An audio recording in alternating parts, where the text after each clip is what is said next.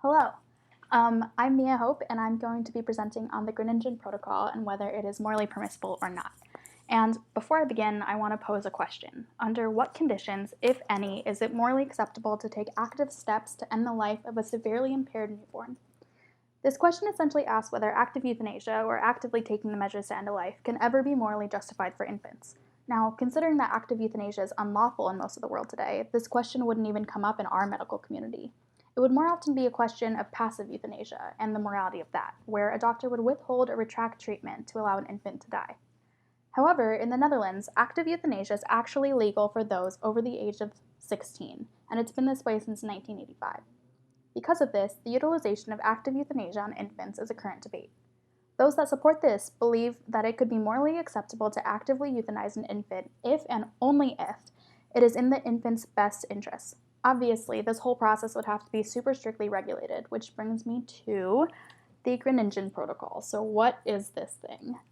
In 2005, pediatricians Edward Verhagen and Peter J.J. Sauer from the Netherlands developed the Groningen Protocol.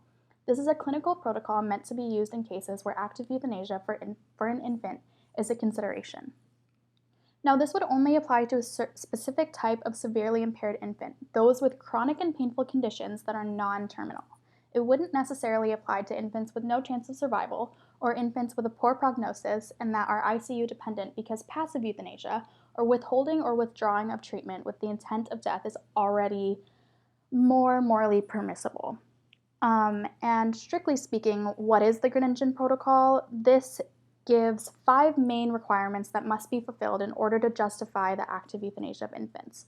So first, the diagnosis and the prognosis of the infant must be well defined and certain. Next, there must be a team of doctors wherein one is an outside physician that is new to the case and therefore free of bias, who must agree on this information and that active euthanasia is warranted. Next, this prognosis and diagnosis must be given to the parents, who must fully consent to the procedure. Finally, the procedure of euthanasia must be carried out to follow the current accepted medical standard.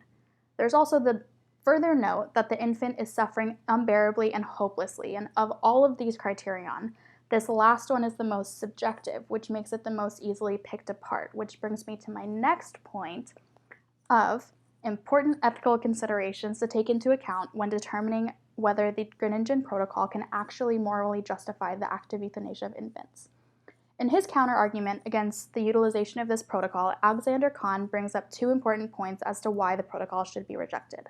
But before we get into that, I want to point out that his arguments, like mine for the sake of this discussion, are based on the assumption that active euthanasia is morally justifiable for consenting adults. Otherwise, there wouldn't be any controversy in the first place because the argument would be considered invalid for the same reasons.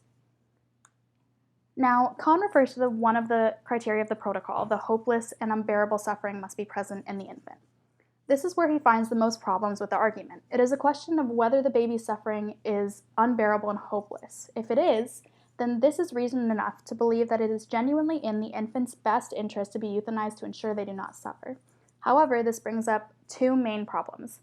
The first of which is the issue of verbal informed consent. One of the reasons why euthanasia could be permissible in adults is because they are fully aware of consenting for the procedure. However, newborns can't verbally communicate nor fully understand this decision, so the choice is left up to the parents and doctors. In other words, other people are left with the decision of the infant's life. What goes along with this fact that newborns cannot verbally communicate is that doctors and patients can only assess whether or not a newborn is in pain or discomfort. They cannot know the level at which the newborn is suffering, and by that logic, how can they determine whether or not the infant's suffering is unbearable?